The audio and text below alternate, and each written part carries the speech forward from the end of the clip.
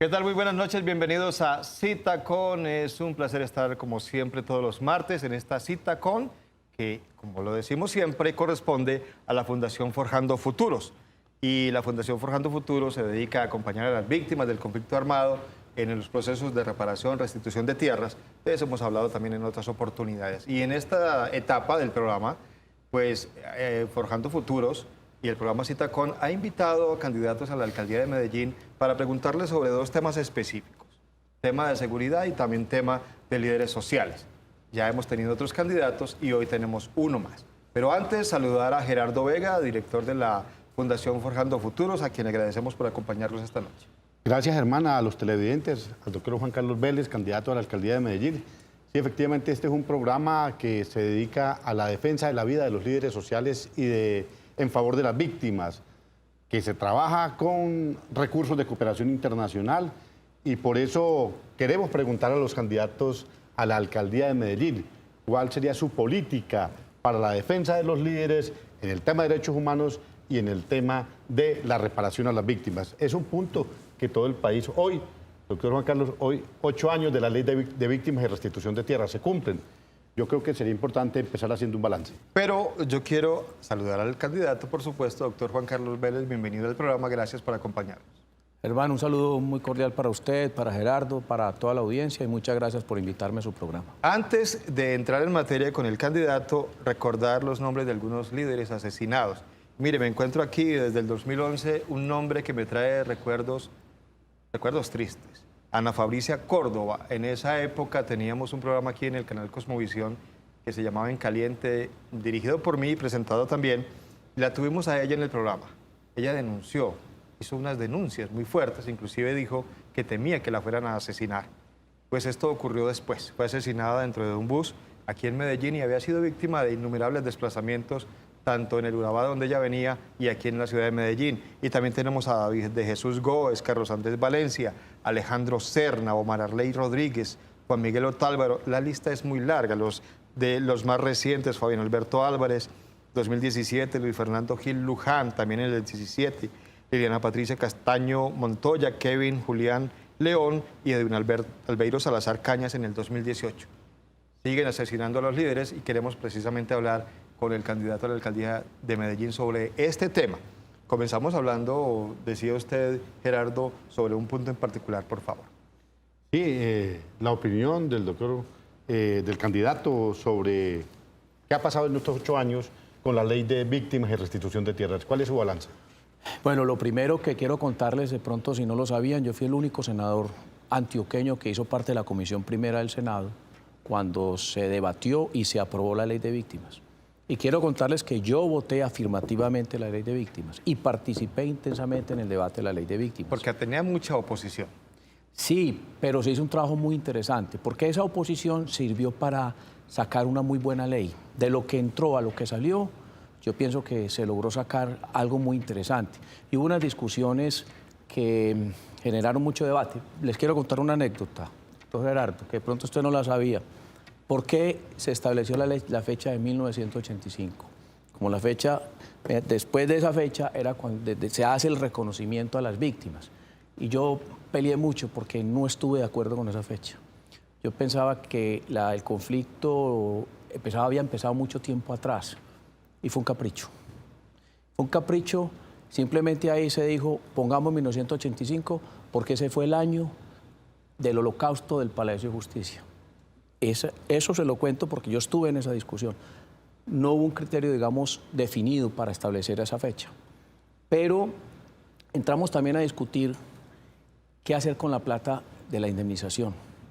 Y Gerardo, yo me acuerdo, en esa época yo había tenido una votación importante en Urabá, yo tenía un trabajo político en Urabá y había tenido una experiencia en apartado, tal vez usted recordará, cuando se pagaron las pagaron las primeras indemnizaciones, no por la ley de víctimas, sino por el decreto del gobierno del presidente Uribe, que solamente a apartado llegaron casi 30.000 millones de pesos de esa época.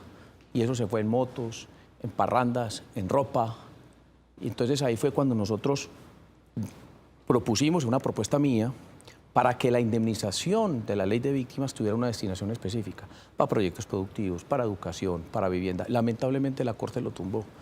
Ahí se equivocó la Corte. Entonces, participamos activamente en ese tema y algo que a mí me preocupó mucho y que creo que no me he equivocado, que también, digamos, dejé constancia en ese momento de lo que iba a pasar, y que es que a mí el tema de restitución de tierras no me quedaba muy claro. Y no me quedaba muy claro porque yo estaba vislumbrando lo que hoy está pasando. Y lo dijimos ahí, lo pronosticamos y no nos equivocamos. Porque es que en la medida que el conflicto ya pasara de ser un conflicto político, un conflicto de narcotráfico, se iban a presentar unas situaciones donde los narcotraficantes no iban a ceder tan fácil y no iban a entregar tan fácil sus tierras.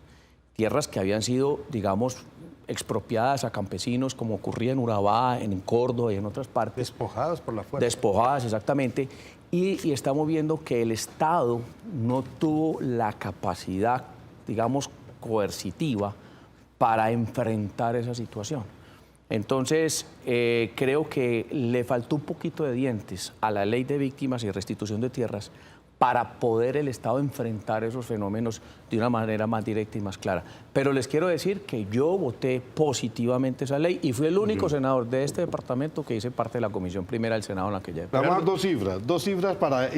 Porque tenemos que ir a la pausa. Vamos a la pausa, pero dos cifras únicamente. Mire, de 360.000 familias campesinas que aspiraban a que les retornaran sus tierras, únicamente se le ha entregado a 8.000, a través de la unidad de restitución y a través de los jueces. Y de 8 millones de víctimas, 1 millón de víctimas han sido reparadas. Reparadas con el cheque, con lo que haya sido. Pues, han sido reparadas dentro de lo que establece la ley. En la alcaldía de Medellín, ¿qué se haría? ¿Qué se haría para mejorar esa reparación a las víctimas y para proteger la vida de la gente? ¿A qué se debe esta situación?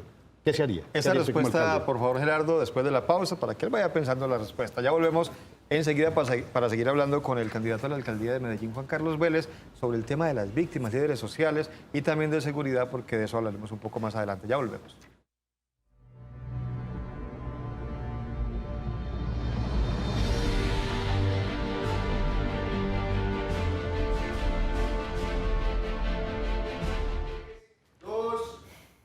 Muchas gracias por continuar con nosotros. Estamos en Cita Con y como todos los martes la cita es con la Fundación Forjando Futuros y hoy invitado, candidato a la alcaldía de Medellín, el doctor Juan Carlos Vélez. Y estábamos hablando con él sobre este tema de la ley de víctimas y de restitución de tierras. Y me llamó la atención, doctor Vélez, que usted mencionaba que la ley de víctimas no tenía suficientes herramientas, dientes, para quitarle a los despojadores las tierras y devolvérselas a sus legítimos dueños. ¿Qué hace falta y por qué no se puede hacer ahora? ¿Qué se podría corregir de esa ley ahora? Bueno, yo no digo que no tenga dientes del todo. Sí tiene, digamos, estableció, digamos, algunas condiciones. Por ejemplo, el tema de la carga de la prueba, que la tiene es el poseedor de la tierra, no la tiene el reclamante. Y yo creo era inaudito que pasara eso fue un cambio muy importante. Digamos, ahí se le dio esa posibilidad pues al reclamante. Pero a mí me parece que con el fenómeno del narcotráfico que tenemos acá, esa capacidad de corrupción del narcotráfico ha logrado minar, por ejemplo, muchas registradurías. Vimos unos casos tal vez en Urabá muy complejos donde tuvieron que capturar a algunos registradores y algunos notarios porque ellos no ayudaron ni colaboraron en ese proceso. Entonces hay que generar como una especie de normatividad que permita digamos, sancionar drásticamente a quienes no colaboren ni participen en ese proceso. Y entorpezcan. Y entorpezcan, pero también esto tiene que ir muy de la mano de los órganos de control, específicamente la Fiscalía. Porque casos que yo conocí, a unas personas cerca de Turbo una vez les despojaron un narcotraficante de una finca. ¿Qué estaban haciendo esos narcotraficantes, en este caso del Cartel del Golfo? Apropiarse de todas las fincas que estaban cerca del litoral y a su vez construir un corredor de fincas despojadas hacia la serranía de Avive. Y lo hicieron a la fuerza y el Estado no ha podido entrar a retirarlos de ese sector porque... Yo quisiera interrumpirlo, doctor Juan Carlos, por lo siguiente. Mire, sí, es cierto, el tema del narcotráfico incide mucho porque ¿quién controla eso en el campo? No hay certeza, no hay seguridad. pero también hay 44 empresas que han sido ya condenadas a volver tierras.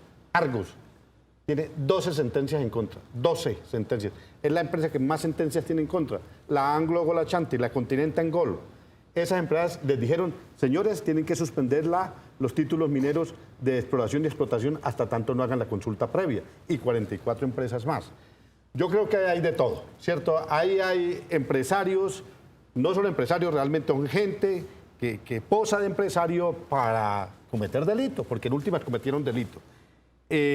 Lo de Argos, así no sea de mala fe, así no hayan actuado con el propósito de causar un delito, lo que sí es que acumularon tierras. Pero bueno, esas son de las herramientas que hay. Hay 12 sentencias en contra no podemos decir nada, son 12 sentencias. Los jueces y magistrados han dicho devuelvan esa tierra, están devolviendo. También en beneficio de Argos hay que decir, están devolviendo unas tierras, claro. Crear una fundación lo están haciendo. Pero bueno, todo esto ha pasado. Aquí hay 22 asesinatos en Medellín de líderes. ¿Qué hace, doctor Juan Carlos, para que la cosa mejore en Medellín? ¿Cómo hacemos? ¿Qué haría usted siendo alcalde para que eso no se presente más? ¿Y cuáles son las causas de esos asesinatos? ¿Dónde está el problema? ¿Qué opinión tienen ustedes de eso? Hombre, yo sigo insistiendo que Medellín tiene un problema de control territorial por parte de organizaciones armadas al margen de la ley muy fuerte como ninguna otra ciudad del país. De hecho, del 100% de lo que se denominan organizaciones delincuenciales armadas, del 100%, el 43% tiene su asiento en el Valle de Aburrá. Entonces es un problema muy complejo, sobre todo el control territorial que este tipo de organizaciones han logrado, y sobre todo en dos líneas. Una, la realización de una serie de actividades, digamos, de generación de rentas ilícitas provenientes, por ejemplo, de la venta de licor adulterado, de la venta de algunos alimentos como las arepas, los huevos, el gas también, lo que tiene que ver con la prostitución, etcétera, etcétera. Pero también hay un gran negocio en narcotráfico en la ciudad que ha generado, digamos, la búsqueda de controlar territorios. Por ejemplo, yo sostengo que la plaza de vicio más grande que tiene Medellín es la del centro, específicamente la de los habitantes de calle, que está generando cerca de 250 millones de pesos diarios. Usted lo multiplica por 365 días del año y eso le da una cifra casi de 8.000 o 9.000 millones de pesos esa sola plaza de vicio. Entonces, cuando algunos líderes, que lo he visto yo, tratan de enfrentar esas situaciones buscando, digamos, que eso no se siga presentando en sus comunidades, he visto, por ejemplo, cuando líderes sociales se enfrentan a esas organizaciones porque cometen abusos, y eso está pasando en la ciudad, entonces es una forma de frenar esa actuar de esos líderes sociales, es asesinándolos. Ese es uno de los problemas que tenemos en Medellín. Yo creo que gran parte de eso está relacionado con el fortalecimiento que han tenido en ciertas partes de la ciudad algunos grupos delincuenciales. Le diría que ciertas partes no, casi el 70% de lo que hoy se conoce como el territorio, digamos, o como el casco urbano de la ciudad de Medellín. Doctor, ¿cómo enfrentar esa situación? Sí, ¿cómo acompañar a estos líderes que sirven, digamos, que son aliados de las autoridades en el control de ese crecimiento de esas bandas, de esas organizaciones? ¿Cómo acompañarlos para que no los sigan asesinando? Mire, yo iría con toda la estrategia de seguridad que nosotros estamos planteando para Medellín, que es de doble vía. Es una parte coercitiva, que tiene un plan concreto de que hay que controlar el accionar de todas estas organizaciones al margen de la ley, por una parte, pero por otra parte hay que implementar una serie de estrategias de carácter social, sobre todo orientadas a la generación de oportunidades para los jóvenes, en dos campos. Primero, educación, y segundo, empleo. ¿Y a qué me refiero? Medellín tiene 544.000 jóvenes entre los 14 y los 18 años, perdón, y 28 años, corrijo. Pero hay cerca de 100.000 que se denominan coloquialmente como los ninis, los que ni trabajan ni estudian. Y ahí es donde tenemos que enfocar nuestro esfuerzo, evitar que estos jóvenes caigan en esas organizaciones delincuenciales a través de estrategias de educación, como hemos planteado, implementar la jornada única escolar, la formación virtual con 50.000 becas a través de la virtualidad, que estos jóvenes que son nativos digitales les queda fácil aprender una carrera a través de un teléfono. Para nosotros es muy difícil entenderlo, pero para ellos sí es muy fácil acoplarse a esa nueva situación. Pero también buscar alternativas de empleo. Empleo de choque, que yo lo que vengo hablando es trabajar 3 sectores en particular que generan rápidamente empleo y a un costo muy bajo, son confecciones, turismo y la cuarta generación industrial. que es todo lo que tiene que ver pues, con informática, etcétera, etcétera. Pero también hay que coger en ciertos sectores ya muy, muy puntuales de Medellín y montar unos programas como lo viene haciendo esta administración, que es el programa Parceros, y volver al programa Parce, que era el que tenía Mi Río, para que los muchachos ayuden a limpiar las quebradas, a barrer los barrios, a limpiar los barrios, porque tenemos que ocuparlos. Entonces, cuando a estos jóvenes les enseñamos a ganar un ingreso, a tener un ingreso producto de un trabajo, así sea un ingreso que sea el mínimo, pero con todas sus garantías y toda su protección, pues eso ayuda a que ellos vayan formándose para el trabajo. Y insisto mucho en la jornada única escolar, que la gente no ha entendido algo. Cuando hablamos de jornada única escolar, estamos diciendo que tiene que haber, como complemento de ella, desayuno y almuerzo. Y está demostrado que para evitar la deserción escolar de los 2 últimos años, 10º y 11, que es del orden del 30% en Medellín, 30%. Una de las estrategias es que los muchachos al menos se les garantice la alimentación en el colegio, y eso ayuda para que los papás, que hoy muchos de ellos les dicen retírense mi hijo del colegio porque lo necesito aquí trabajando y produciendo plata para ayudar en el hogar, eso ayuda en algunos casos a decirle al hijo quédese en el colegio, coma y esté allá mejor que estando aquí sin hacer nada y que nos sale más costoso. Lo que usted está planteando implica recursos, mucha plata, porque es que es de brindar alimentación en una jornada única y además es brindar unas oportunidades de empleo a algunos grupos de la población. ¿De dónde saldrán todos los recursos? Bueno, entonces, ¿de dónde sale la plata? Resulta que hace 5 años yo fui precandidato presidencial y construimos con los otros candidatos presidenciales en esa época del Centro Democrático una propuesta, digamos, de educación que se la presentó al país Oscar Iván Zuluaga. No pudo prosperar, luego la presenté yo como candidato hace 4 años a la alcaldía, y el coordinador programático en ese momento de esa candidatura presidencial era Iván Duque, el presidente actual, y él cogió esa misma propuesta y la presentó en su programa de gobierno y hoy hace parte del plan de desarrollo. Entonces, en el plan de desarrollo expresamente hay unos recursos muy importantes para la implementación de la jornada única escolar y para todo el tema de alimentación. Por eso cuando yo hablo y digo que vamos a alimentar a los jóvenes y a los niños de esta ciudad, de los colegios públicos, que quería la gran revolución, ahí está la plata. Mire, en este momento en Medellín tenemos 360.000 jóvenes en los colegios públicos, pero apenas 232.000 reciben alimentación. Y ni qué decir lo que está pasando en la periferia, como me ha tocado en algunos colegios, en algunos barrios de ese sector. Salones de 42 niños. Y entonces le pregunto a algún niño, ¿ustedes cuántos refrigerios reciben? 30 refrigerios. ¿Y cómo los reparten? Los rifamos. No estoy diciendo mentiras. Esa es la realidad de Medellín. Sí, en efecto. Y por eso hay que hacer algo en materia de alimentación escolar en la ciudad. En el programa Nos Cogió la Noche, el otro día se denunció el pico y placa de los refrigerios, que es terrible. Un día le toca a un niño y al otro día no. Gerardo, tenemos que ir a una nueva pausa, pero en segundo regresamos para ya redondear el tema con el candidato Juan Carlos Vélez sobre temas de seguridad y presupuesto también. Ya volvemos.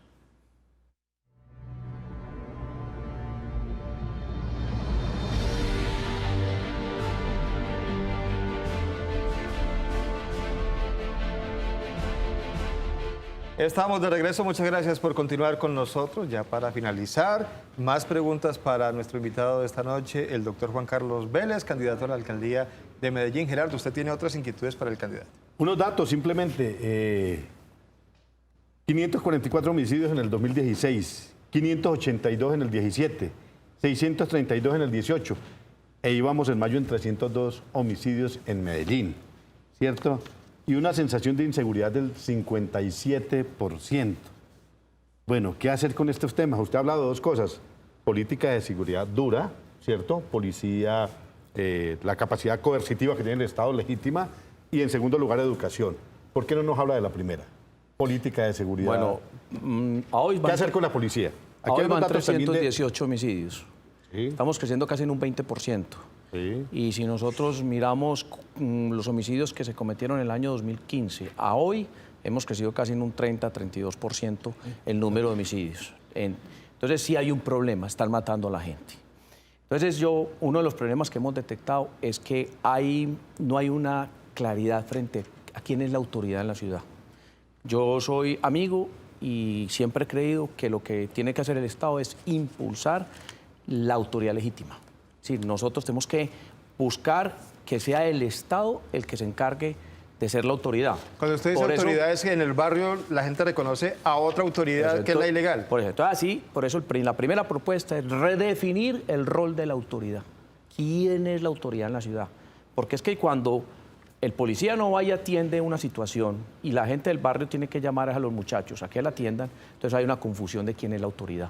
Y si eso empieza a hacer carrera, entonces esa autoridad pequeña va creciendo y se vuelve una cosa similar a lo que hubo en el país con guerrilleros y paramilitares, imponiendo la autoridad en el país. Entonces tenemos que buscar que sea el Estado el que garantice que sea la autoridad en todo el territorio. Lo segundo es que hay que buscar vincular un poco más a la comunidad en los procesos de seguridad. Entiéndame que no vamos a armar a nadie, ni vamos a armar ningún ejército aquí Ni de convivir, paramilitares. ni nada de eso. No, nada de esas cosas. Es que la comunidad tiene que, al participar, al vincularse más en los procesos de seguridad, como ha pasado en Medellín, que hay un fletero y entonces una persona lo filma y eso pasa a viralizarse en redes sociales y la gente dice, busquen esta moto y busquen esta moto. Pero busquen esta moto es con la autoridad, con la policía, con la autoridad legítimamente constituida, quien es la que en últimas tiene que llegar a enfrentar esa situación y a controlar pues ese delito. ¿Qué hacemos Y con un tema, doctor Juan Carlos? Esto es de cómo va Medellín, ¿cierto? Dice que el 62%, imagen desfavorable de la Policía Metropolitana del Valle de la Burra, 62%. Sí. ¿Qué hacer también ahí? ¿Qué hacer internamente? Sé que es una responsabilidad del orden nacional, porque la policía depende del orden nacional. Pero bueno, un alcalde de Medellín es la segunda ciudad del país. Bueno, el alcalde de Medellín tiene una autoridad inmensa a nivel nacional. Lo primero que tenemos que hacer es reconocer que es una realidad en la ciudad. Nosotros no podemos decir que eso no es cierto, es una cifra cierta. Aquí no, todavía la mayoría de la gente no cree en la policía en Medellín. Y por eso no denuncian. No, A veces, porque a veces también. hay que fortalecer a la policía, hay que buscar la compenetración de la policía con la misma sociedad. Mire, aquí hay un ejemplo muy interesante en Medellín, para no ir muy lejos, no quiera buscar la otra parte, lo que está pasando con el metro. El policía del metro es un policía que recibe ayudas del metro para vivienda, hasta bonos de una cadena comercial grande para ayudarle que pueda comprar su ropa y sus cosas. Hoy los policías se pelean por ser policías del metro y mire la seguridad del metro. Allá no hay un tipo que llegue con un cuchillo y atraque a la gente, ni saca un revólver. Es decir, hay una seguridad porque la policía trabaja bien. Entonces aquí hay que buscar incentivar a la policía. Yo quiero hacer énfasis en eso porque algo parecido hice yo cuando fui director de Aeronáutica Civil. ¿Cómo logré yo coger la Aeronáutica Civil como una de las entidades más corruptas de Colombia y ponerla como una de las más transparentes? A través de una estrategia de mejoramiento del clima organizacional. Porque cuando la gente ya empieza a sentir pertenencia por su institución o por su entidad, entonces de esa misma manera la gente empieza a cuidar su puestico. ¿Qué propongo yo para los policías? Uno, programas de vivienda entre el ISPIMED y el Fondo de Vivienda de la Policía Nacional para que saquemos a los policías de los barrios donde hay conflictos complejos en la ciudad y los pongamos a vivir en unas unidades residenciales donde al menos le garanticemos la tranquilidad. Pero el municipio les va a ayudar con unos recursos de subsidios para que puedan tener sus viviendas. Segundo. Permítame, antes del segundo punto, esos son estímulos, pero no incentivos versus resultados. No, espérese. Es que, a ver, yo presté servicio militar, yo fui soldado. Hasta contraguerrilla me tocó ser de primera contraguerrilla bachiller hace muchos años, doctor Gerardo.